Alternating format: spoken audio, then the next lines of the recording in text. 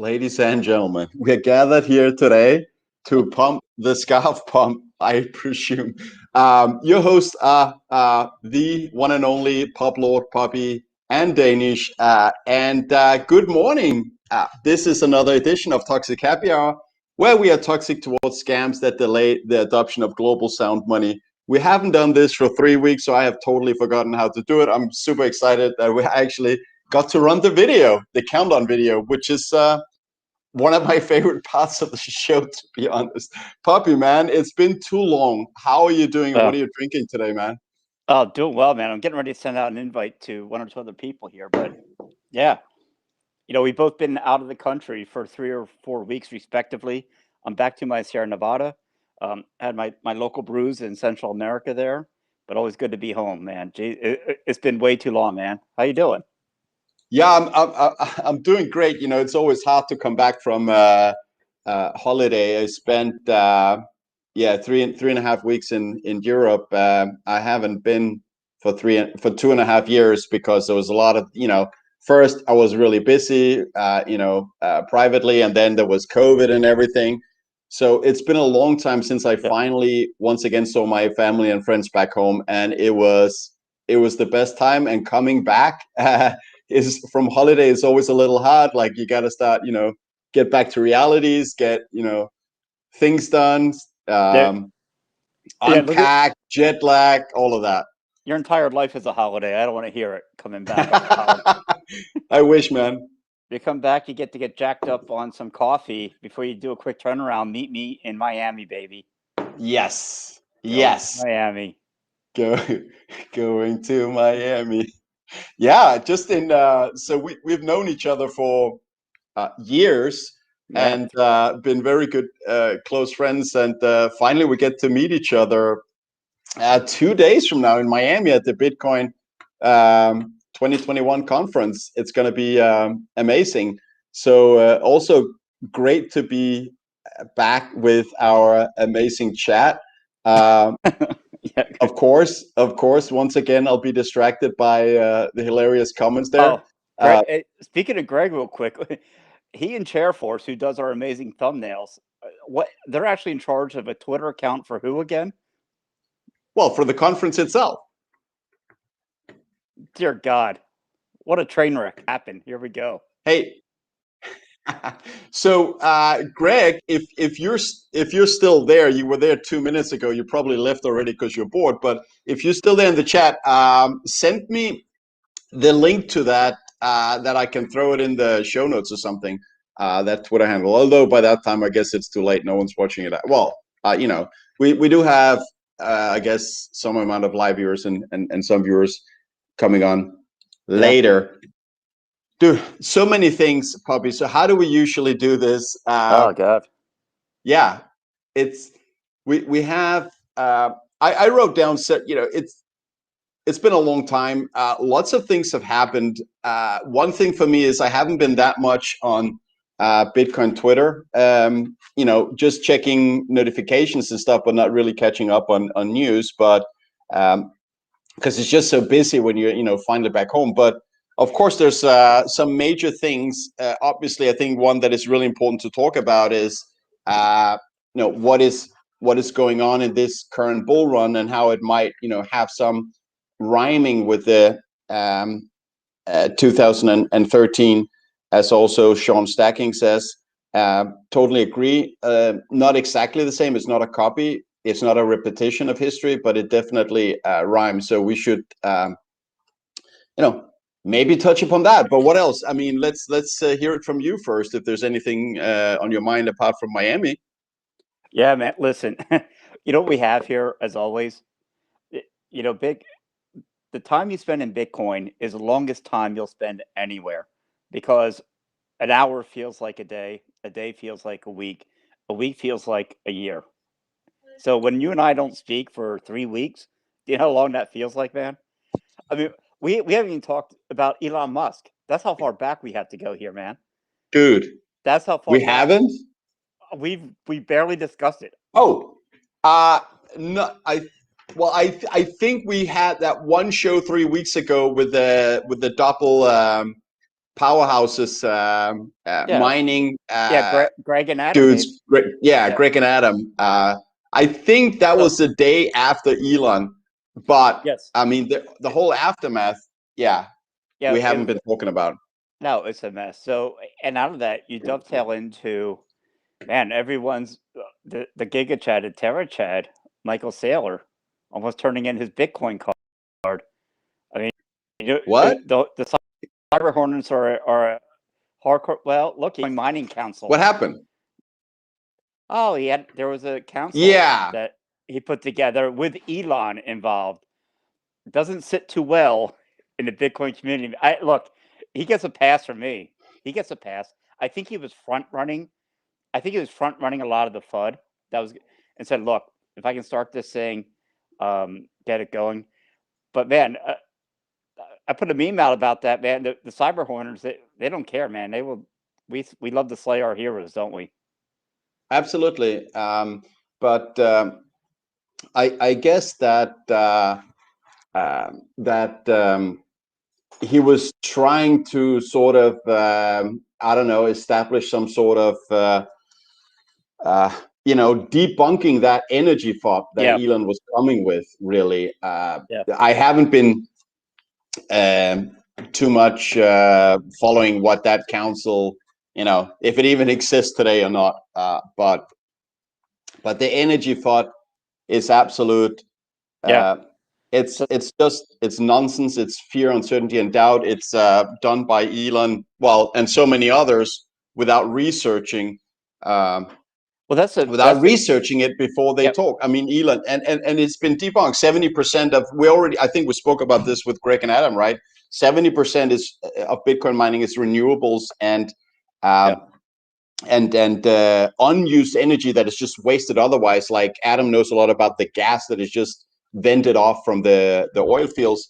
And so yesterday I was listening to obviously Preston Pish is one of my favorite podcasters. He has the Wednesday editions with the of his podcast with a focus on Bitcoin. Yesterday, I listened to the Lynn Alton, Jeff Booth from a couple of weeks back, and Lynn said one thing that I think is really great, and that is, when people look at the fact that Bitcoin mining uses energy, they have the assumption that Bitcoin is useless, and therefore energy spent on it is useless. And I may obviously be quoting here a little bit wrong, but that is so wrong. You should start by, no one is complaining about washing machines using energy, but because they're like, yeah, you use them for something. Well, Bitcoin mining is for the first time ever giving mankind a decentralized money outside manipulation of the state, which is so important for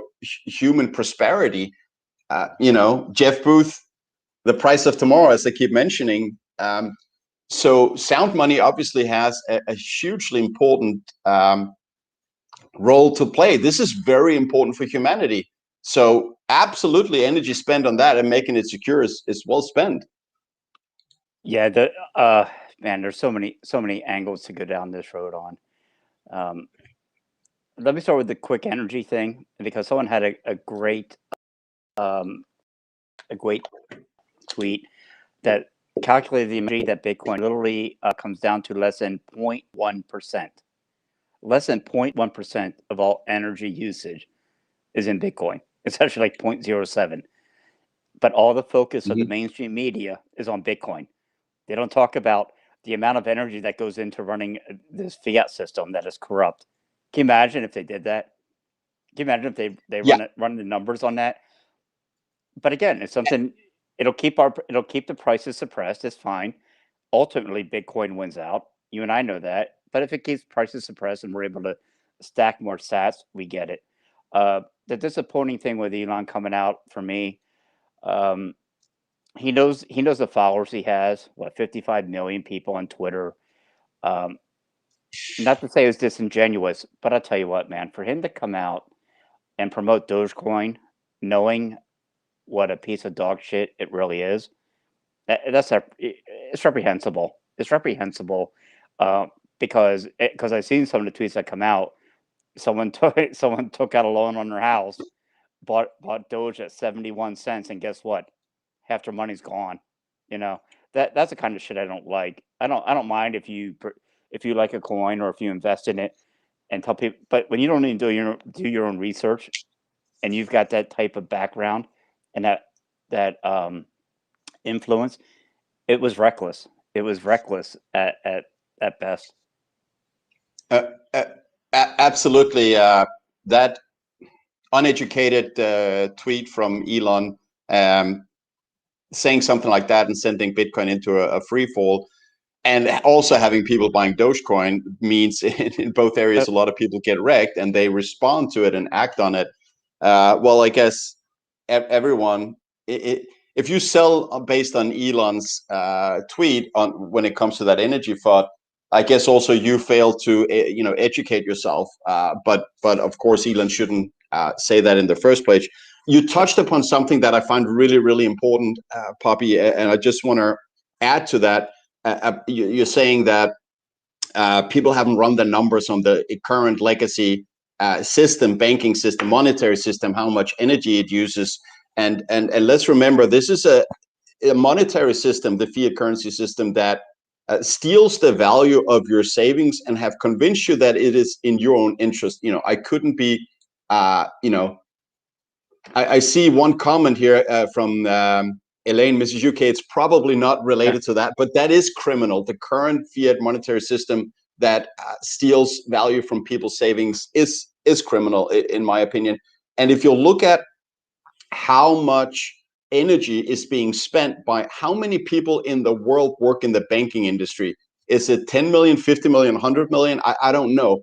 But the carbon footprint of this system, just count all the branches worldwide. How many bank branches and people commuting back and forth to work? It is a huge expenditure of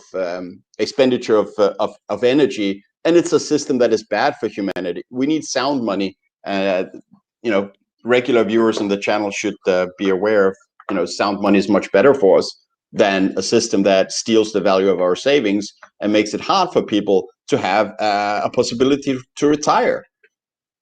And where do you put the beginning and end of how you value a system, of how much money goes into it?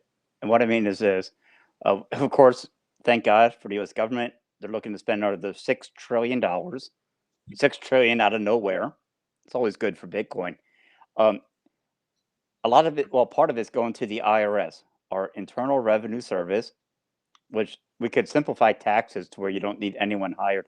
Did you see how many people they want to hire now for the IRS? No. Tell me. I won't even have you fathom a guess. Is that ridiculous? They're looking to hire 87,000 people into the IRS now.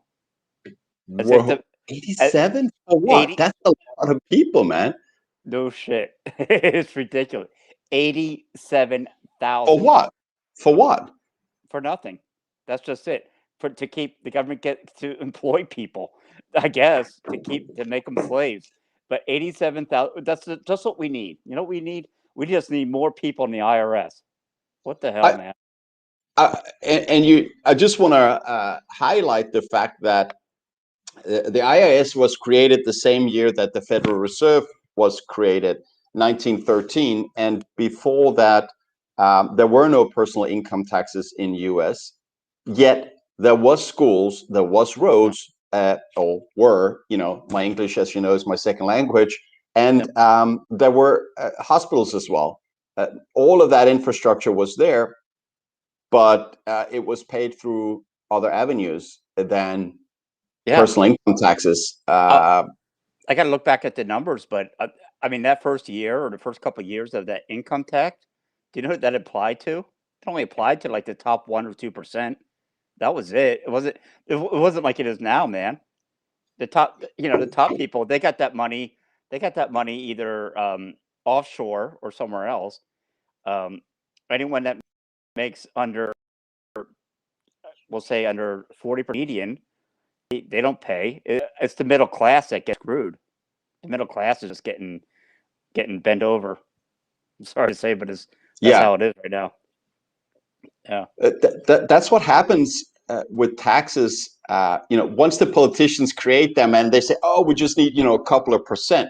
Once it's created in the system, and the government always wants to spend more and more money so they can do things that are popular, so they can get uh, more votes and stay in power, whatever. But once this tax is created, they always start increasing the volume. That volume button always goes up once a tax is in place. As you said, if it started out with just taxing like the richest people, and now look how much people are paying in tax, and it's everyone basically, or We have close to, anyways. yeah, we have a phrase here in the US. There's nothing more permanent than a temporary government act, is there? Nothing more permanent. This is just a temporary tax, a temporary this, a temporary that. Yeah, you bet yeah, yeah. you bet That's right. you Not remember the Go shoe ahead. bomber, right? Remember the shoe bomber? One dude decides to go through security with bombs in his shoes, and now for the rest of our lives, everyone has to take their shoes off going through security. Yeah. By the way, I heard as I was traveling back, I sat next to this guy that, by the way, of course, I introduced to Bitcoin. So he's from Orange County. He's gonna go back and liquidate some assets and buy Bitcoin, which is, it usually happens when I travel and I meet new people. They go Yeah. back and buy Bitcoin. But oh God, what did you just say? There was something I wanted to build on. I obviously went down a side road. Um, what were you saying just before? Yeah, good question. I said a lot of things. All right, I'll leave that for later. Yeah, what were we just talking about? What were you talking about before that? Let's go, man. We do this all the Yeah, time, no, man. We go off no, on it's all right. tangents. We go off on tangents, man. And We do, and, it, we do. and then we find out 20 minutes later we get back to it. Yeah, yeah, yeah. But Puppy Man, first of all, good to see you again after 3 weeks, Yeah, and we're gonna meet in just 2 days in Miami. I can't yeah. believe it, man. So we're gonna have to do some footage and you know and share with people when we finally meet.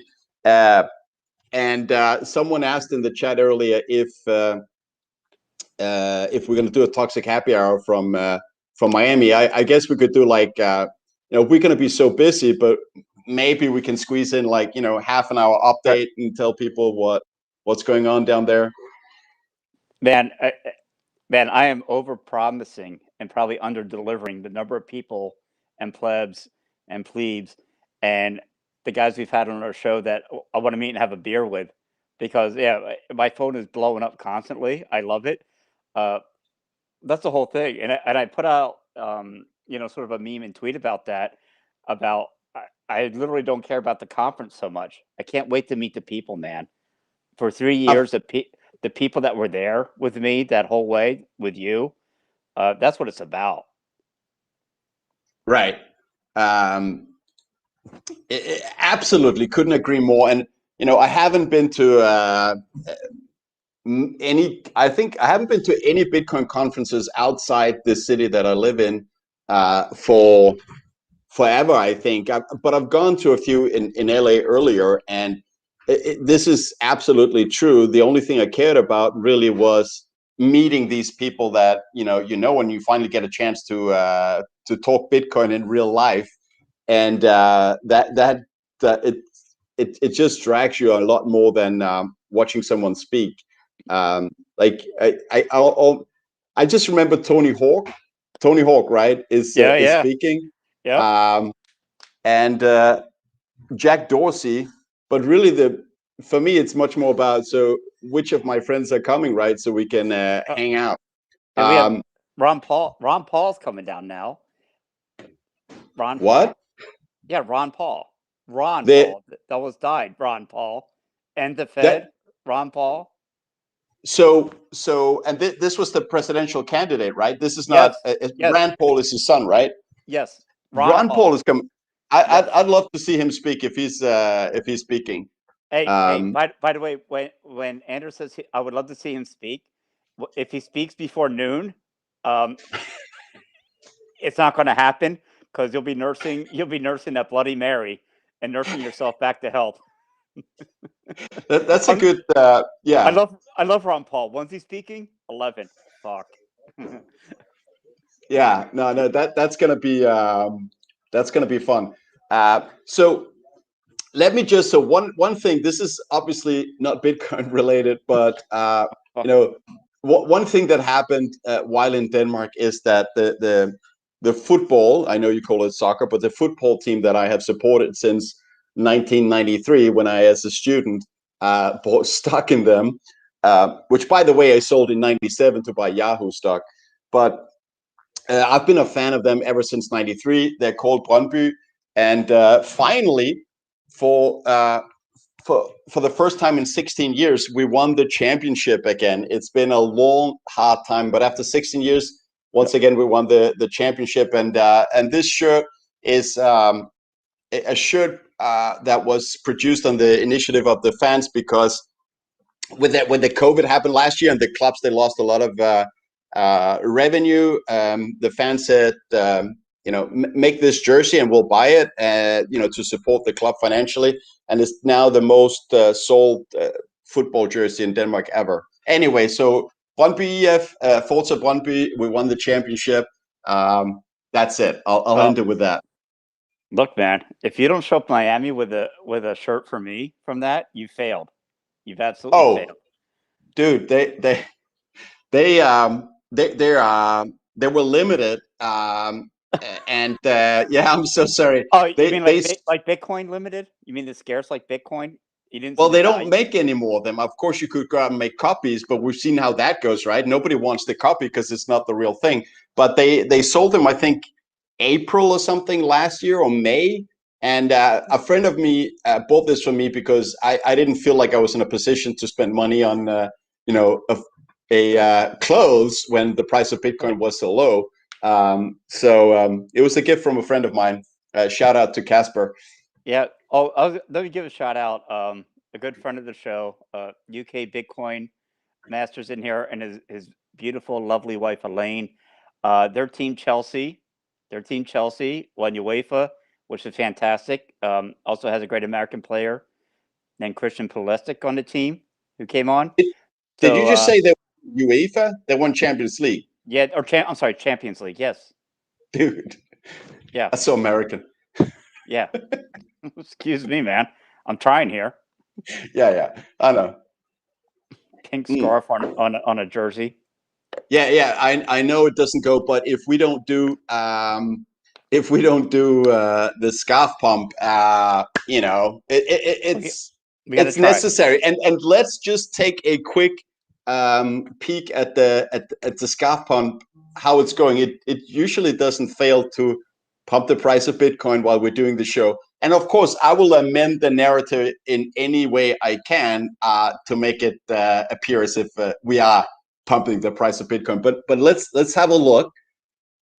So this time, so we started the show around that 102 green candle. So today I will change the narrative to saying that the scarf pump started at the time that. Wait, did I lose Puppy? Puppy's gone. What just happened? Well, he has the link. Hopefully he'll be back in. But what I wanted to say here is that we tweeted out that we're doing Toxic Happy Hour and the scarf pump around I think the candle with the red 3 or red 4 or something. So I'll take credit for that, even though the show weren't live at the time. Yeah. What? So, Puppy, you're in the chat now, but you're not in the show. Would you care to join again? Anyways, I'll keep going. We don't know what we're doing anyway. So what I want to do is I'll try to get a little bit serious for once. And, the current bull run, and that is one thing with ongoing team in Toxic Happy Hour. Greg is saying don't let him back in. He's of course referring to Puppy, but you know, an ongoing focus of toxic happy hour is naturally the bull run anatomy, as I call it, how the bull run plays out after the halving reduces fresh supply by 50%, which happened the 11th of May last year, and it's happened 2 times before. It's never failed to produce an amazing bull run with amazing returns, and so the 2013 one was split in two. The 2013 bull run, actually, let me go and find that on the same graph where before I have the 15 minutes candle. Let me put that on weekly candles, and then we can have a look. Let me share screen again. I don't know. So Bitcoin guy says he's on Pubby's on a beer run, not enough pale ale. Greg is asking me, so Puppy is there now. I don't know if I should let him back in. Of course I will. But Greg is asking, what do you think of all the leak we're seeing? I have no idea what you're saying, and I'm pretty sure that you're just saying this to try and make fun of me. And kudos, nice try, but we all know that Ligma doesn't exist, right, Puppy? Does Ligma exist? Sorry, am I back in now? We're good? Yeah, you're back in. Yeah. What happened, man? Another rug pull? Another exit scam? No, man, that's only late at night and only in front of our Breedlove. I gotta save it for the big guest, not you. For some reason the computer had just shit the bed, so I'm on my backup plan now, straight on the phone. Yeah, it's I can see your camera quality is it's a little bit different. What do you mean? What happened to the computers? You lost power, like your battery's out, you forgot to plug it in, or? No, it's plugged in. It just lost connection. So this is on cell service. Yeah. Right. Okay. So yeah, what were we talking about last, man? Before I left. Yeah. So what I just wanted to show is compare this bull run to the 2013. There's been 3 bull runs. Wait, you know what? I am gonna just find the graph that Plan B has made several times that that he updates as this bull run price progresses, and comparing it to the 2 first halving bull runs that we had. Let me just see if I can first screen share that graph. Yeah, let me just quickly bring that in here, Poppy. So you've seen this before. Shout out Plan Marcus for finding the red balloon. He's the one and only red balloon finder. The light blue, do you call it turquoise or something, that color? Cyan? I don't know. Whatever. The light blue graph was the price reaction after the first Bitcoin halving back in November 12, and that played out in 13. The dark blue was the Bitcoin price after the summer 2016 halving, and the red one is the current, which is not updated for about a month or 1.5. I didn't get a new one, or Plan B didn't tweet out a new one. So what's interesting here is that the first one basically had 2 pumps. It had an amazing vertical pump first, and on-chain indicators showed that looking today, that it was still a bull run, despite it actually dropped 80% halfway through the bull run, and then once again it took off vertically. And then the dark blue from the last bull run in 16-17 showed it was basically one long bull run, but with some serious corrections along the way, ranging between like 30 or almost 50%.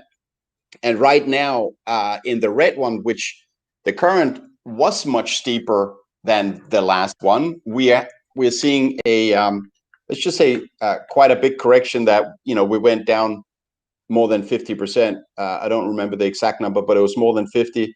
And um, it seems that the steeper the price is, let me just get you, back in, the steeper the price action has been, the bigger the corrections. And so what do you think about that, Poppy? On-chain indicators right now, we know it from Willy Woo and William Clement that we've had on a couple of times, that it's still, on-chain shows is still a bull run.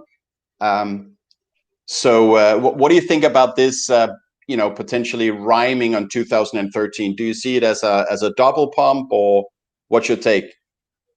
Man, it's a great part. After, when it comes to everything with stock to flow, I guess the criticism is that you only have two touch points. You have two major areas to go off. Of course, history doesn't absolutely line up, but it sort of rhymes. I will say this.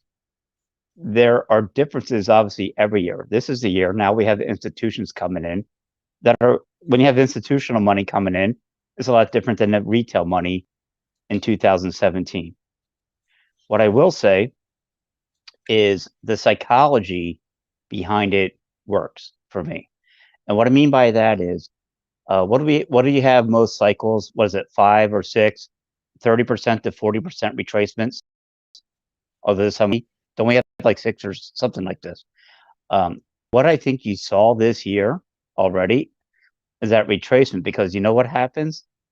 Bitcoin does its thing. Bitcoin doesn't care about anyone on the outside. It will do its thing.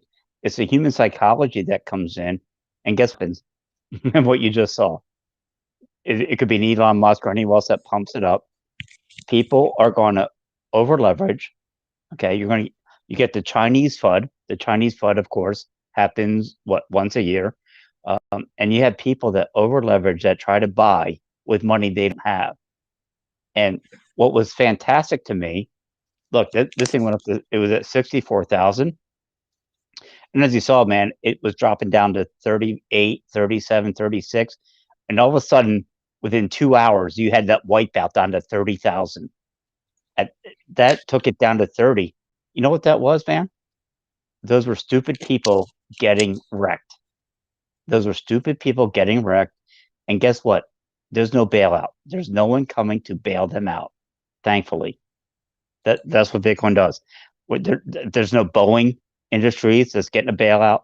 Everyone that tried to be smart, game the system, finds out Bitcoin can't be gamed, man. You go there and you slowly buy and accumulate and set aside. But that whole whitewash is, look, I know it's hard. If you started, well, not if you started this year or last year, you're still up. It's hard to see it when you first arrive on the scene. But guess what, man? It was necessary. It was necessary for the health of Bitcoin. And absolutely. And the problem is, if people come in and buy something and they don't educate themselves and understand that this is the best money the world has ever seen, the disruption is in full force happening. So it doesn't matter what happens short term. What matters is what's happening long term, really. And you said something there about the God, shouldn't have brought that up either, because now, dude, I think I'm still recovering from jet lag. This is the second time of this stream. Go for it, man. Yeah, no. I remember, and basically, what I wanted to say is, you have been preaching for a long time that you're always up on a 4-year cycle. There is a 4-year cycle in Bitcoin. It's the halving cycle that creates a bull run that is followed historically by a bear correction and a bear market, and then once again accumulation, and the bull run restarts. And if you look at this 4-year cycle that you have been talking about, that we're both, and I think most people agreeing to, you've never been up less than around 883%, I believe it is. That is the least you've been up if you hold for 4 years, and sometimes it's several thousand%. So give yourself 4 years when you do a Bitcoin investment. Yeah, I would say 8. I mean, We Oh, call this the no, greatest. Yeah, I know you do as well. yeah, But it's the greatest savings vehicle you can have in today's environment. I- If you can't, if you can't be disciplined enough to hold for 8 years, you'll put your money. People will put their money into a 401k for 40 years and not even think about it. But if you can't even save something for 8 years, um, Bitcoin's not for you. And they get washed out quickly. They get washed out yeah. quickly. They don't make $1 million off of their $5 investment in 1 year and they're gone. Well, Bitcoin's not for you then, man. No, I agree. People come in and expect to get rich quick, but at least, yeah, that 4 year period is minimum for seeing the actual, you know, return. But I agree, we shouldn't even talk about 4 years or 8 years. Bitcoin is what we buy because it's going to be the future money of the world. That's what we believe. So it's not about cashing out after 8 years or 12 years or whatever. It's about owning some of the future money supply of the world. And the profit really is not cashing out for dirty fiat, which is collapsing real time faster now than ever. I mean, we're probably not far from hyperinflation. I mean, I don't know when it's going to happen, but the speed of printing is taking us in that direction. That's for sure. And I believe it will happen this decade, as I've said before. But it's not about cashing out in dirty fiat after 8, 12 years. It's about having that future money of the world. That's the one thing. I talked to you briefly about since you've been gone, since we've been gone for 3 or 4 weeks. Spaces has taken off, and it's something I really enjoy and we should embrace because, man, all the noobs are there. People that are new have so many questions, and it's a great opportunity for them to learn and hear from people that have been in the space for a while. Yeah, so you go in there, you preach the gospel, you talk about where it has been, where Bitcoin's been, and where it's going. But I'm looking forward to us doing a toxic happy hour spaces, man. Will be coming up soon for sure. Oh yeah, sure. Let's try that. So I've only spent 5 minutes on so far. I think it mainly took off while I was traveling, and first it wasn't working for me, and then I realized maybe I should update my Twitter app on the mobile, and then of course all of a sudden it worked. And I did that. I think it was yesterday or the day before. Mm. But I just want to take a quick look at at the bull run in 2013. Can you see it on the screen, Puppy? Yeah, yeah, I see You're it. on the mobile though, so Yeah, you see that double pump. That there's two basically major pumps on that picture, and that was the same bull run. And on-chain indicators showed that the bull run was not over in April 2013, although the price ended up going down by 80%. This time around, we have been down a bit more than 50%, but also we didn't go up as steep as we did back then. And I really think it's a matter of, the steeper we go up, the more weekends buying solely on the fact that the price has been going up, not really knowing what they're buying. The percentage is higher, and once there's a correction, that means more people, panic sell, and therefore the correction there is bigger. But yeah, and then we saw the 2016 and 17 bull run. It didn't have this two stage. We just had a lot of corrections, but there wasn't this two stage. And I honestly think that I'm trying to bring up the 16, 17 bull run here as well. I honestly think that what we're seeing now is a little bit of a mix of the two, but mainly we are having that double action, even though it's not as violent as the 13 one, where the correction was 80%. It's only been a bit more than 50%. Then we're still seeing that a double pump, and I expect that second pump to start well, I don't know when it starts. The short term is always extremely unpredictable, but I'm confident that that second pump will start, and that it'll start. It's going to happen this year and second half of the year. Just a quick look here on the 16-17 bull run. Pretty smooth, long graph there. Smooth and smooth. It did have 6 corrections of 30% and more. So of course, nothing goes up in a straight line. But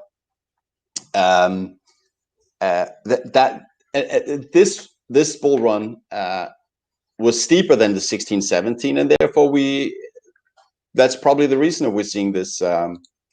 Back to you, man. I keep talking. No, is this so? Are we still on a bull run? Yeah, of course we are. I haven't said anything else. We had a bet about a correction. No, we're good, man. Yeah, we're good. All right. No, I'm just curious if you think we're still in a bull run. Yeah. That's hang on. I'm trying to. As we're talking, I'm trying to switch back over to. I'm trying to switch over to our original chat here, so I can switch back off the phone to the computer. Hang on. Oh yeah, that would be perfect. No, because this is, to me, what's funny is what people consider like this. Oh my God, I can't believe this is happening. This is absolutely normal. 35-50% is nothing. If you've been here long enough, you don't have any more feelings about it, do you? You're used to it. Hang on one second. Yeah. I kept trying to warn people to be prepared for 30% plus corrections, because that's what we saw last time. When something goes up fast, it's going to have some steeper corrections. I'll quickly just take the current bull run up on the screen, and let me try and center it a little bit. So this, the green line started back end of August. That was about the time that Michael Saylor announced the MicroStrategy. So the top that we're seeing, here so far, which was back in February, I believe we hit pretty much 65,000. This is not what a normal bull run blow off top looks like. It's so flat and been trading sideways for 3 months. And if I zoom in a little bit on, this is, by the way, weekly candles. If I zoom in on where we are right now, you can see the last couple of weeks, in particular, where the candle says 6, 7, and 8. I would say that is the bottom. Actually, oh, I can see I lost Pubby again. Anyways, I'll just keep going. When most people know that I trade the halving cycle on eToro, and when we hit 29,000, when that was set, can't remember the exact date, I called that out in there as that looked like a bottom. Again, then we went up, and then we came down again to 30,000. I said that looks like a bottom. So far, both of those have held. I don't think we'll ever see 30,000 again. This looks like now the price is starting to work its way back up.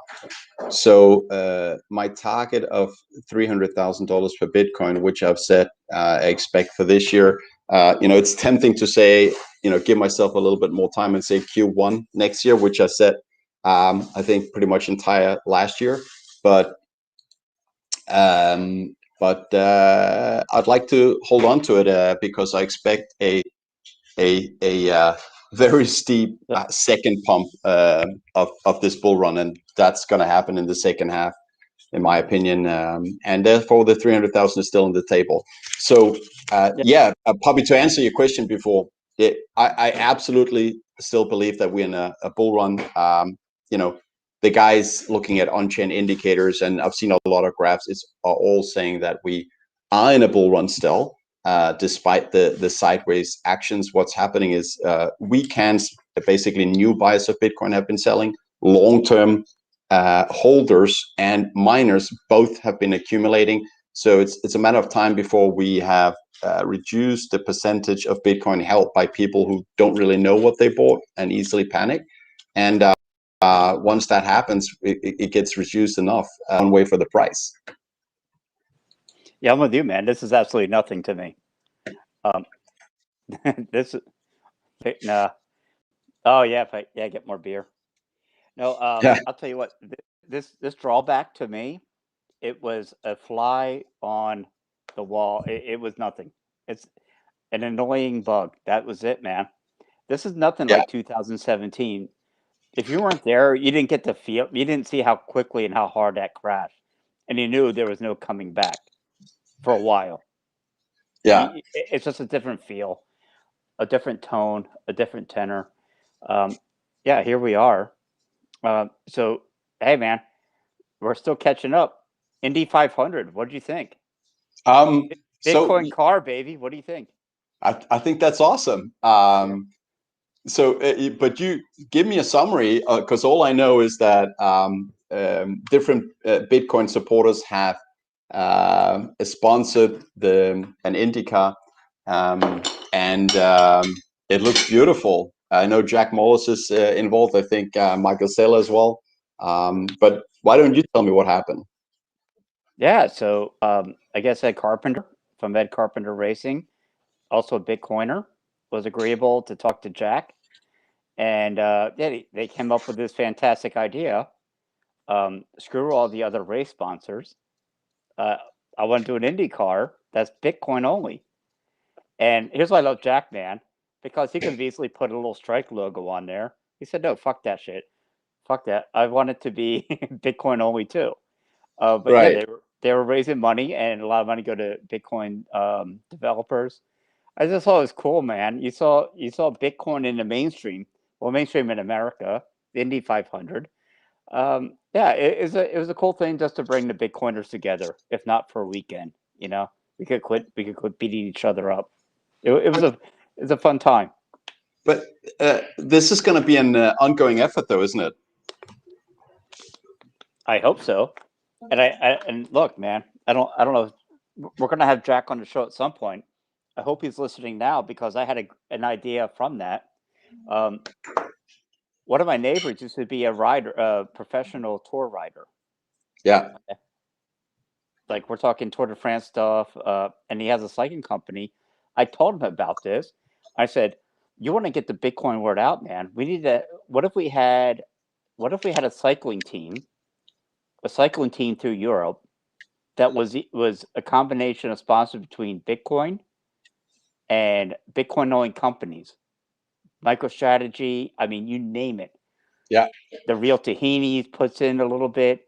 How cool would that be to have a cycling team that we could see in the Tour de France? If you guys think that's cool, let me know. Um, I'll try to make it happen. I don't know how. I have no idea what I'm doing, but it's funny because I bridge a couple worlds here between Yeah. Bitcoin and a cyclist. Right. How cool Dude, that I've always been a fan of Tour de France. That's one of the best ways to spend those 3 weeks during summer. yeah. I mean, but you got to be into it. You got to I kind of I like know all the ins and out and the strategy. But I love Tour de France. But I I haven't really been able to see it for the last couple of years, but I love it. yeah, but how as far as a marketing standpoint. So for example, gosh, I forget his name. One of the best climbers in the tour was from Colombia.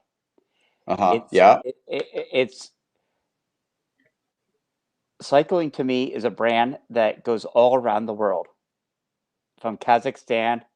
Um, it has great riders to Europe to South America. I think it's something that would really be a great way to get Bitcoin out there in the mainstream as well. That's all. Yeah, no, it would. It's great when you see these different sporting teams being branded with Bitcoin. We love it. Uh, Puppy. So regarding Miami, Yep. I haven't been super duper online for the last couple of weeks. Do you know anything about what happens? Any social events? You and I both arrive on Thursday. I can easily see how that's going to end.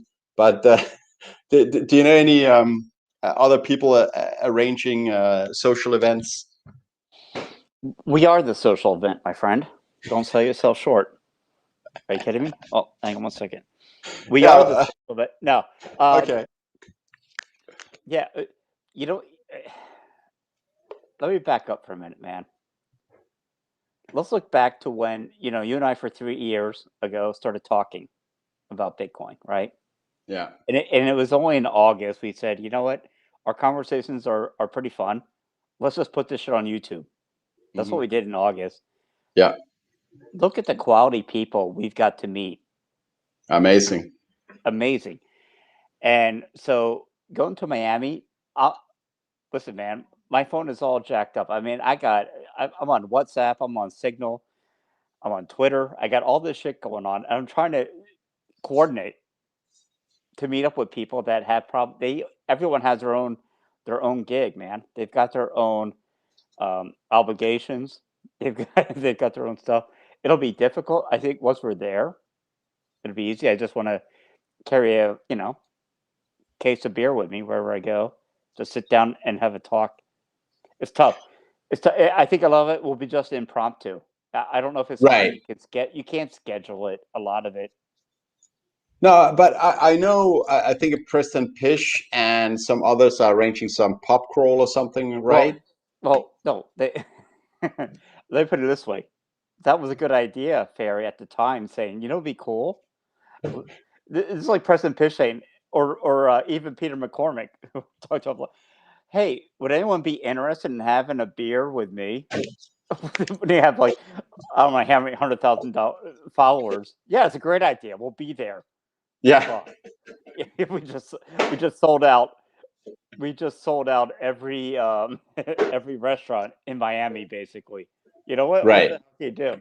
So yeah, hopefully there's a deep head fake by Preston on the Preston Pitch pub crawl. Uh, I'll find him. So,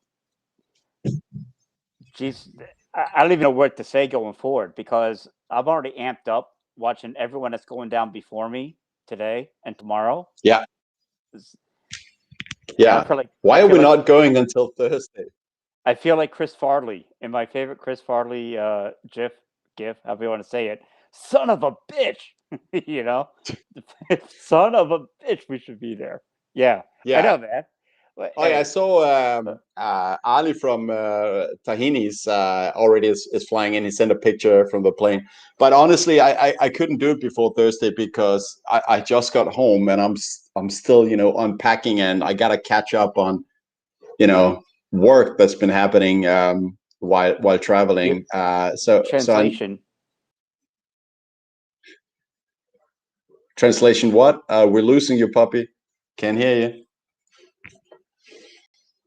I think, did we lose Puppy? It's his signal. His network connection is 0 out of 10. Restream says about Puppy. So I just want to sum up how Puppy answered my question. He's gone now. He'll be back in soon, maybe, and maybe it's one of his famous exit scams. But yeah, I basically asked him. You all heard it.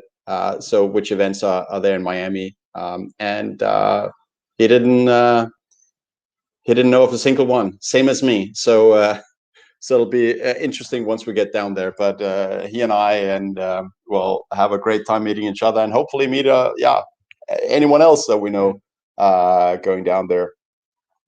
So shall be really interesting. All right, what else we got going on? Oh yeah, you know what? I think the reason why Poppy he left the stream now is because he knew that on the agenda, we never have an agenda, but I wrote down a few bullet points of things to cover.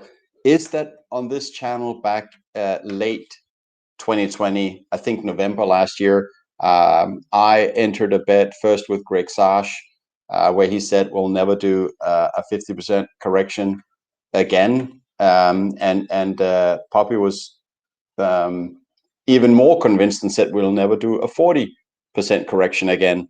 And turns out we did both. Obviously, once we do a 50%, we also do the 40%. And here he is again. So I spared you from listening to all the details, Puppy, about the best. I was Thank you. just updating people that the two bets that I made with you and with Greg Sash, have come out to my favor. So I will be collecting 2 gourmet steak restaurant visits with unlimited steak and drinks, and I'm looking forward. But we don't need to. I don't want to step. I don't want You're to in step charge of further the in it. drinks. I got your steak. That was the bet. No, dude. You can go back and look at it, but Yeah. in Miami, I'll buy you a drink in Miami, man. But you know No, what? you. I will not collect until we're after 100,000 or above 100,000, because we want this to be affordable for all of us. No, you're right. Hey, you had a great point there about I have to better angle my arguments, because I initially believed when you and Reggie were talking about this and having this argument about pullbacks, I thought it was Here we about go. the pullbacks from all-time highs. No, I was letting you know. Yeah. Look. I guess what I'm saying is what I was thinking of when you guys were looking at the charts was the traditional pullback was 70%. That's what you were talking about. And Greg said, yeah, there won't be a After the bull run. 50% pullback Yes. after the top, because after this next top, I didn't think there'd be anyone that will let it go down to 50% again. They may take, I guess, some profits, but they're going to lose out at the end of the day after taxes. But hey, yeah, you were absolutely right. You won, man. You fucking won the bet. Good job. Well, one thing is, the 65,000 at the time it was set, obviously, is an all-time high. But I understand what you're saying, that your belief was a bull run cycle top. However, I don't think that the bull run cycle top, which we don't know when and where will be, will have a smaller correction than what we see during the bull run. Not that we need to enter another bet. Let me first collect, I think, before we enter more bets. But to make it easy, that's why I made it very clear when we were betting that it was a 40 or 50% correction at any time, because it's so hard to define the rest of it. But anyways, that's why it was made nice and simple. We don't need to talk. Okay. Yeah, Let me just see what Gasash is saying here. I'm going to take you to Arby's. I'll get you a steak sandwich at Arby's and a 12-pack of your favorite Danish beer, your Tuborg. Yeah. So, Greg, I'll thanks for the shout out here, and by the way, thanks for entering that bet. I was honestly a little bit worried about the not the one with you, probably 40% down. I think because I was watching Bitcoin in 2017 and saw that even in a bull run you get crazy corrections. That's why I was quite certain we'd see the 40%. The 50% I started getting a little bit not worried about, but thinking maybe we'll never see that again. Anders, Anders, if you want to win your technicality, we understand that. It's a European thing to do. Win it on a technicality. It's okay. As an American, I will pay your bills. I will pay your bills as I always do. It's the American way. Wonderful, Puppy. I will accept that. And as Greg's saying, on my Twitter handle, I'm wearing 2 steaks like scalps. I really want to remove it because I don't want to like step in it with you guys. But on the other hand, it's fun to step in it and rub it in a little bit. That's the only thing. Like when we bet, it's not about the price really. It's about who wins, right? Who were right. And anyway. All right. So what's Gasash saying? That's bait. Let's play a game. I think he must be referring to other people because he knows that I can't meme. Never really did. Anyways, so yeah, let's say that's covered. I just felt, Puppy, that it was necessary that we kind of touched upon it since the bets were entered on the channel. So we had to also, disclose that they're final. And I look forward to that steak with you and Greg Sash. Hey man, the bet is covered. You collected early. That's okay. Everyone sees it. No, I haven't collected yet. I mean, No. You need I to won collect early, early. yeah. I won You, sooner than you and I it, expected. yeah, it's sort of like the guy, when you have the two dragsters line up, the two dragsters, and yes, Yeah. you were ahead for the first 70% of the race. I get it. I'll win in the end, and you get your steak dinner. That's pretty good. You But win. what do you mean you win at the end? You already lost. That's permanent, man. Um, Some permanent uh, law. so, but anyways, that's why we made it so simple. What the bet was about. So there's no discussion of like what is an all time high. Oh, It was 65 was an all time high until we make another one. oh no, Anyway, the all-time high was going to be the top of the bull market. So, for example, when I jumped in 2017, well-known mhm, fact, yeah, to me, 19,000, it actually never touched 20. It was like 19,800. To me, that was the all-time high. And we had to drop down to 3,000, which I endured and came back from. What I was talking about when we were talking about this bet was the next one, be it Plan B's 288 and that's honestly a median. It's not the entire thing.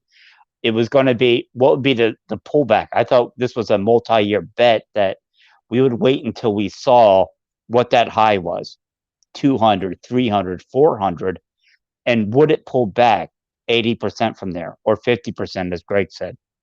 I said it yeah. would never go back under 40.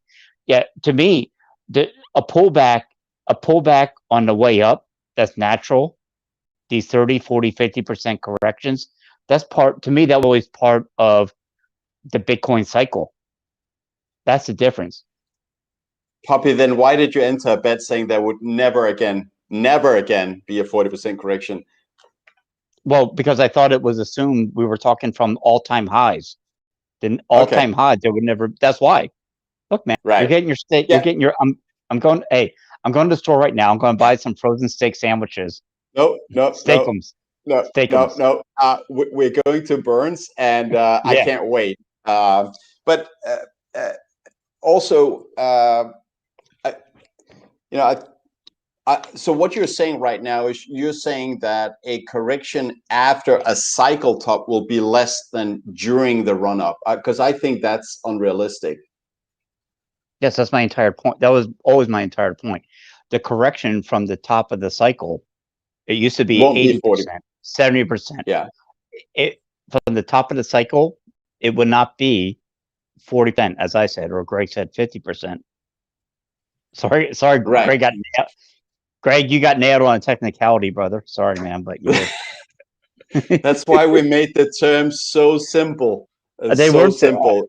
Hey, hey, Anyways, look, you. we don't need to Yeah, step in it any further because I think people have yeah. understood now, and I don't want to rub it in any further. Let's we can skip. We can. I mean, unless you want to, I don't mind. But otherwise, I just want to say. So now I've been in a couple of different countries here for the first time in a long time. Well, for the first time during Corona, and what I experienced when I got to Denmark is that, supposedly science is, meant to be behind all these different, laws, that, how we should try and avoid getting it or spreading it or whatever. So that's why I was so confused why the way it's handled in different European countries and US, it's like different from each country. Um, Going through the airport, you're pretty much like at gunpoint for having to wear a medical grade mask as you walk through the airport. When you exit, I was surprised when I exited in Copenhagen.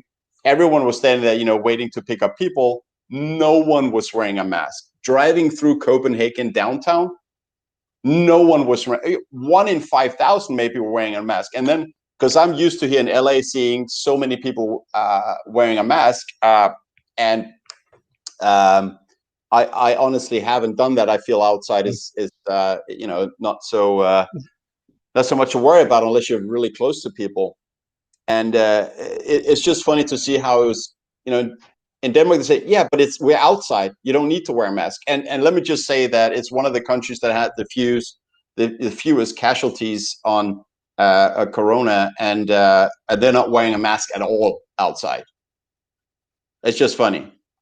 Well, yeah, you don't have to get me started too much on this to really get me started. COVID-19. Listen, COVID-19 destroyed the world in many ways, in the worst way possible. The mortality rate was a lie from the beginning. The rate at which, remember the first video you saw? What was it? People in China just walking down the street. Oh, well, fuck it. I just fall over dead. Remember that? Remember those videos? People just the falling video over I remember dead in the street, just fucking falling over dead. Yeah. Right? Am I wrong? Those are the videos we were shown. I'm thinking, well, look, man, looks like it's Ebola. By the way, I've been to the Congo, both of them. Democratic Republic Congo too. So I know Ebola. I know I know what that looked like. And I'm like, what the fuck is this, man? People just, oh, you're falling over in the street and you're dead. And what did it turn into? All of a sudden, it went from a mortality rate to cases, number of cases. And then it turned into, anyone under the age of 60, if you look at the CDC's own records, the age of 60, the chances of you dying from COVID fell between getting struck by lightning and choking on food. That's what it turned into. And that's where we are now. And we have destroyed so many young, productive lives. Those people that would have been, well, I don't know, working, taking care of their families, they're being told that, yeah, you're a carrier of this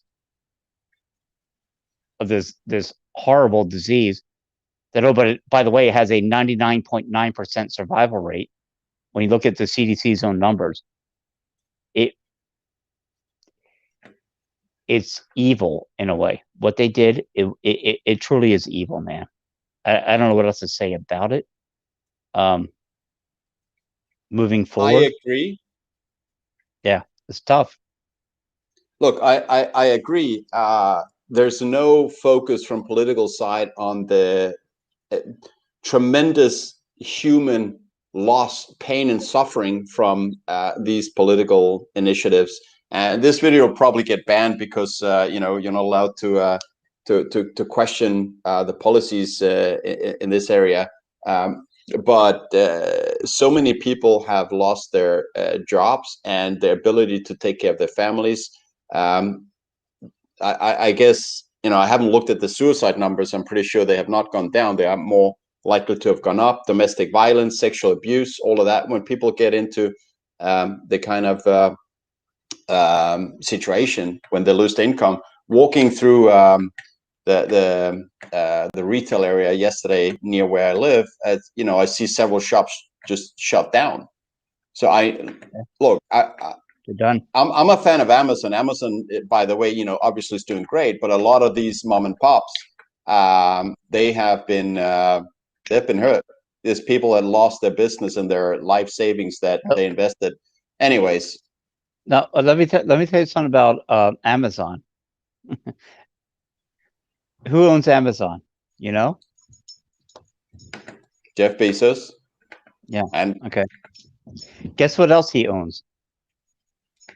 Washington Post. A little thing called the Washington Post. Do you think there's not a conflict of interest when there's reporting on this virus that kills everybody, where his Amazon company actually profits by delivery? Of course, you're not going to get any truth out of there. The Washington Post, it's absolutely crazy, man. Hey, this is the world we live in. This is why Bitcoin, because it's all a lie. He owns a company that is supposed to report facts and truth, while he profits by not reporting facts and truth. That's an interesting point. I never really thought about that. But once again, Pubby, you show the depth of your thinking and analysis. Love it, man. Yeah, but let's say I think people are sick. Oh, by the way, so another like first of all, I just experienced so many differences in how COVID is treated in Denmark and US. I spent a short time also in another country in Europe, and there you get a fine on 200 euro if you're not wearing a mask publicly. And I just came from Denmark, where no one wears a mask publicly, and they have like some of the lowest casualty numbers in the world. It's like, wait, isn't science supposed to be like the reason for this? Damn, it's all political, man. It's all political. Can't wait for. Oh, and by the way, in Australia, draconian measures in Australia, they can't leave their country. Oh, you know, hey, our boy Stefan Lavera. I'm texting with Stefan. All our Australian friends from Bitcoin, they're stuck, man. They're stuck at home. Aussie. They want to Aussie wants Shout to come out to her. Yeah, all of them, man. Wiz of Oz, man. They want to come out. Can you believe? And it's an inside joke in a way. And so I read this and I was laughing. And they said Australia has come full circle. It started out as a prison, and now is back to a prison. It's true in a way. I saw that as well. I think it was a tweet. I know a little. Well, I mean, I used to live there, so I know a little bit. I guess I'm not saying I'm an expert on Australian history, but yeah, you're right. Australia was founded on prisoners from US sent there to get rid of them. Not from US, man. Not from US. Did I say US from UK? I meant UK. Oh, yeah. Yeah, UK, England. My bad. I know it's from England, obviously, not from US. Total misspeak. But yeah, started as a prisoner. Now it's turning into it. But I know from Aussie that it's different in Queensland. They treat it less draconian, but I don't know exactly what the rules are, laws are about not being able to leave. Like, why don't they at least just, let people get a test before they leave, so they know they're negative when they fly, and then get a test when they come back, or if you vaccinate people and say that means you're not going to get it, if you're vaccinated, then what's the problem? It just sounds crazy, man. Yeah, I wish I had a good answer for you, but I don't. I have no idea. Yeah, it's control. They want control. That's it. Yellow knows jet lag is real, and that's my great excuse for messing up a lot of things on today's stream. Yellow, have you arrived in Miami yet?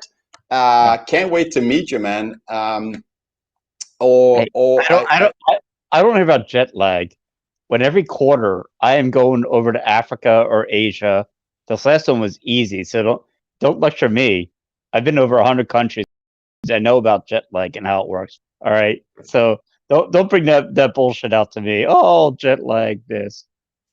Okay, so you don't feel jet lag when you travel these many countries. No, it's even better. Oh dear, world traveler puppy. It's even better. I feel the jet lag. I just don't whine about it like a little bitch. Okay, puppy. All right.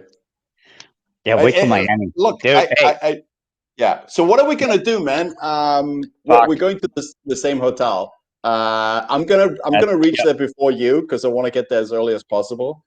Are we talking the pool bar or what? Yeah. Oh. So the first thing we got to find a bar, have a few beers, and then we start drunk texting indiscriminately. Drunk tweeting. Texting. Well, that too. Okay. There's a difference between drunk tweeting. Drunk tweeting you can do pretty well at, but texting you gotta know your audience a little bit better. Anyway. Yeah. I actually see Greg Foss over the 10-meter high dive within 10 minutes of arrival. 10 meters high dive? Absolutely. Yeah, Greg Foss, man. He used to be a high dive. Yeah, they love him, man. Now, that's something you can't explain. There's so many beliefs in this space. You've never met a Bitcoin in life, and no one can understand the power when you meet someone that's a Bitcoiner has the same background you do, did that connection in person, you don't understand, man. You become friends for life. Yeah. Hey, listen, Puppy, I need to ask you about when is your a hard stop on the timing here, because I really need to take a short break. I got But some if time. you know, yeah. So okay, so can you give me like 1 minute or two, and Yeah. please be here when I'm back. What can I Yeah, I'm say? here, man. I'm Um, here. all right, Yeah, I'll be back very shortly. everyone wants the jersey, man. Why can't you get just a cheap invitation? Everyone in the chat wants your jersey All for. right. So yeah, thank you very much, John M. And by the way, aldrig alene in Danish means never alone. I guess it's a little bit of a take, on Liverpool that has the slogan "You'll never walk alone."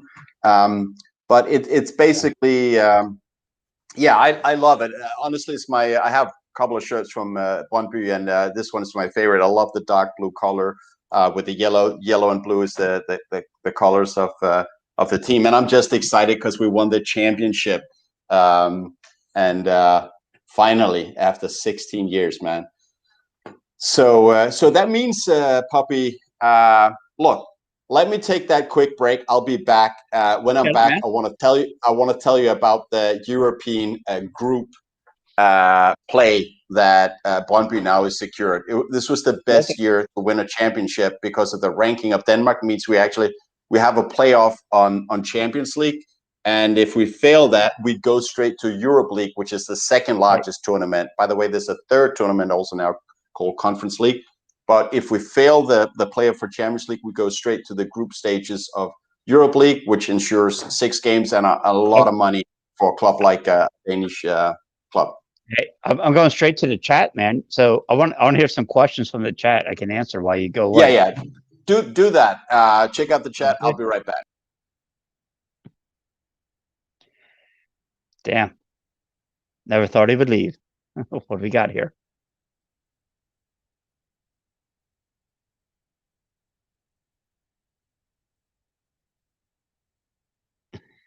Yellow, are you coming? Okay, UK Bitcoin Master. How can we connect on Signal? Dude, I'm there. I'm there. Just yeah, when you get on Signal, you'll see my number, man. I'll send you a note, a text, whatever. Romario. No, Anders, I think went. Yes, he did. He did go take a shit. Sorry, it's true. Don't worry, UK Bitcoin Master. I will find you, man. I'll send you a note. I will send you a note. And I love the chat. I love the chat better than talking to Anders.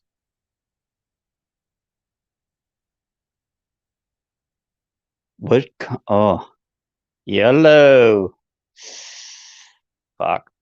Yellow. I'm going with Apple, baby. Apple. John. Yeah, right. Yeah, John M. Good call. Because I'll tell you what. Um, yeah, Raul broke up with me on Christmas Eve. You remember that? Oh man, literally, he gave me a text on New Year's Eve. Yes. Yeah. Basically, I own more Bitcoin than you. Now I block you. Yeah, Hey, you're what's up? So, what have you been talking about? Hey, I'm just answering the chat here, man. This is a show Awesome. unto itself. Um, I, Elaine's here. Yeah, I would never leave the show. Yeah. What do you think about the next company to come in? I said Apple. I think Apple may just say fuck it. Um, we got so much cash. Tim Cook finally realizes why in the hell, are we keeping our money in cash or bonds? I They're mean, he losing. has They're losing. They're losing billions and trillions. All these people are losing billions and trillions. Yeah, dollar money supply, the M2 money supply has been printed 40% more in 12 months or since COVID. And, you know, so believe it or not, but that cash you're sitting with on your balance sheet, dear company, is being diluted. And Michael Saylor realized that he switched it all to Bitcoin and MicroStrategy. And yeah, Tim Cook, he ought to do his due diligence, man. How can you ignore it and sit with 200 billion in US dollars cash? And, actually, so we spoke about Elon and a bit in the beginning about the whole energy thought, which are just lies and BS. But Tesla now is increasing prices on their cars, and they're saying as a reason that it's because what's it called? You know, the different things and materials, raw materials, and everything going into the production of the things used in the cars are going up in price. You know, we saw lumber going up 100% since when it was. I can't remember on what time period it was, but this printing of money finds its way to increase prices. Maybe not where they measure it in the supermarket. They make sure to make it seem like it's not a big deal, but the inflation is real. Yeah, I mean, I don't know what else to say on this one. Inflation is so misaligned with the truth. Where I don't even know where to start, man. It's such a big lie, and they make it a big deal when even their CPI, when you can cherry pick your numbers, when you cherry pick your numbers at 2.1, 2.3%, and then you wake up and find out, wow, it's 4% on your cherry pick numbers. 100% run up, man. It's a lie, man. The Yeah. entire thing is a lie. So we'll sit here. We'll do our crazy little show. Thank you for the 31 viewers hanging out.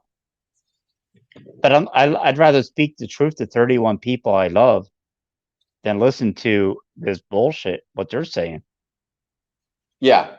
The inflation numbers are a scam, and what they're failing to tell you is that there's inflation in two areas, really. Well, I mean, you could say there's many more, but there is the price of consumer goods in the supermarket, and then there's asset inflation as well. Assets like houses and stocks that are through the roof because of this money printing. Which means that a lot of people can't even afford the down payment now of a house, which means they're left outside of this one area where you can basically get a return and be on the right side of this money diluting bet. So, yeah. No, it's crazy. Yeah, unfortunately, this is a generational cutoff. From what we have right now, we're done. We're done in the sense of the Cantillon effect is in full effect, which means the people closest to the money are going to reap all the rewards. And right now, who can save up 20% on a medium price house of almost $1 million now? I don't even know what it is. It's just ridiculous. Yeah. There's nowhere else to go, man. There's nowhere else to go with people and their money. So yeah, the division is there. There will be a total breakdown, in my mind, of society, in the effect of the haves and have-nots. Anyone born in this era, I'm sorry, but your chances of owning a home have been ruined. Right.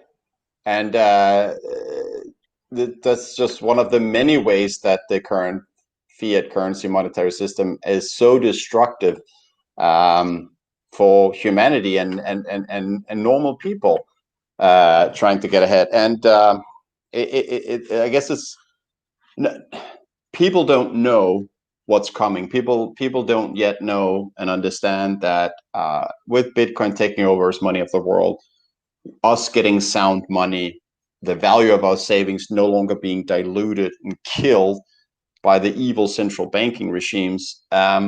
It's not just gonna be a slight improvement. It's gonna be phenomenal for mankind and for normal people, for us to be able to save for retirement and not struggle throughout retirement or work till you're 90, as some people are forced to.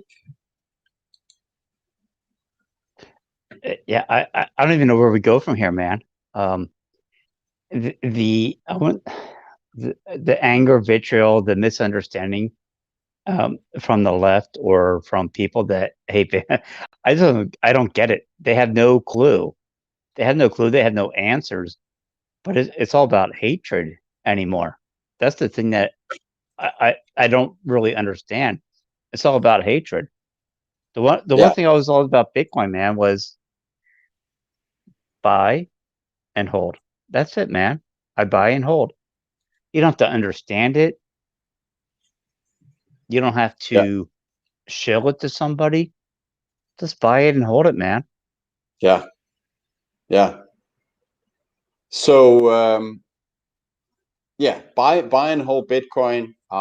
We're not doing financial advice here. This is compassionate advice. Yeah,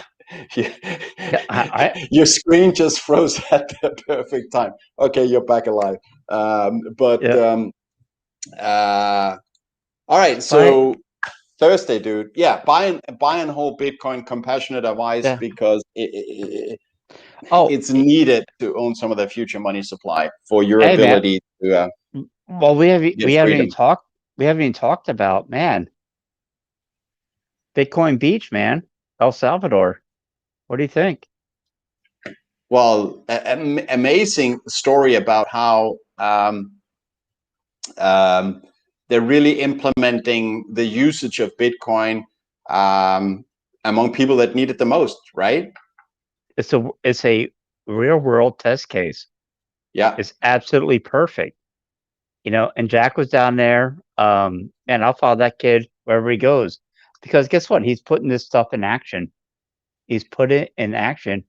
And when you see a closed economy like that, I call it closed because it's a small internal city beach. When you have an economy that can now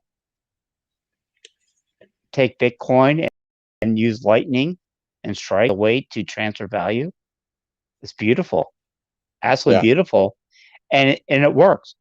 It worked. As the rest of the economy can go to shit, guess what? They've got Bitcoin as their yeah. backdrop. And especially people in these countries where the fiat currency they have been even faster diluting. They need it the most.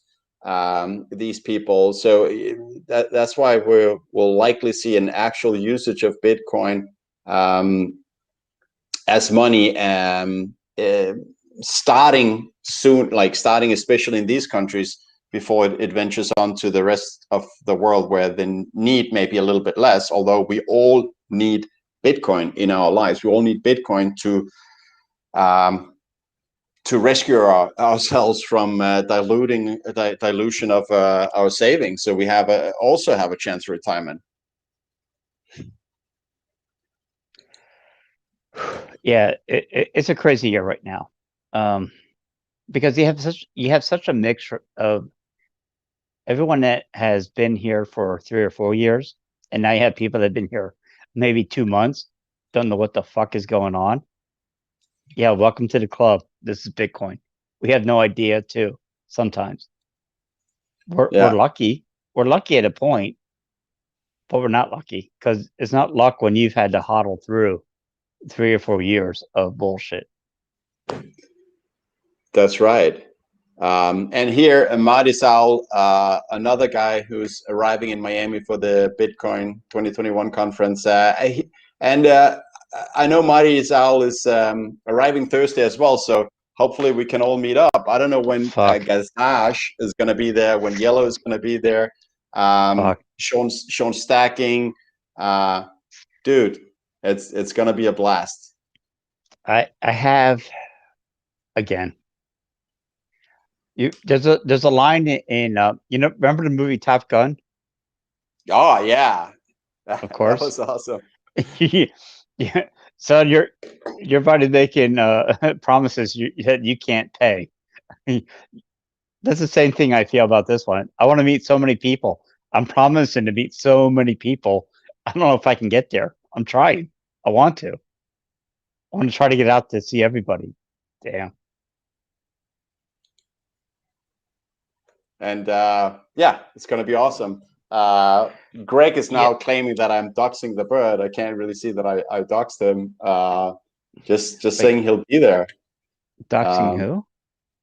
Mighty Sal. I think he'll let himself be known. He'll be the drunk bird dancing in the streets. Uh,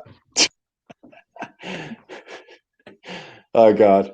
All right, man. What else to cover? I gotta finish my unpacking. I feel guilty that I haven't done all of that yet. No, Um, we're good. get No, no, we're good, man. We can sign off now, man. It's a good catch up show. yes, Um, I find it yeah, I find it brilliant that in 2 days, man, we finally get to meet. We have so many great people down in Miami. yeah. Fuck, it's good. Yeah. So I guess I arrived before you. I guess I'll see you at the hotel. It's probably a good Yes. idea. It usually is with conferences to go like register or something. Where you get a tag so you can just enter. I'm sure on the exact day. Maybe Greg Sash can tell us a little bit about that, being handling the Twitter handle together with. Chairforce, the designer of our thumbnails for YouTube. But I think it'll probably be a good idea Thursday to go register, get that tag. So because I'm thinking But Friday when the conference starts, it's going to be but ridiculous lines. you're It's about 50,000 people coming. are you really going to the? I thought we were just gonna hang out at the hotel all weekend and just meet the plebes, man. We're meeting the Yeah, but plebes, baby. look, the lobby of the conference center, I think, is going to be where it's at during the day. You know, the So outside the speeches. so Greggy, if you're listening, just have the lanyard waiting with the ultimate pass, and then we're good. All right. Yeah, brother. All Yeah, right. Awesome. it's gonna be good, man. Damn. Did you get the big beer and man hug when you get off the plane? Actually, I get there Dude. behind you, don't I? Yeah, Yeah.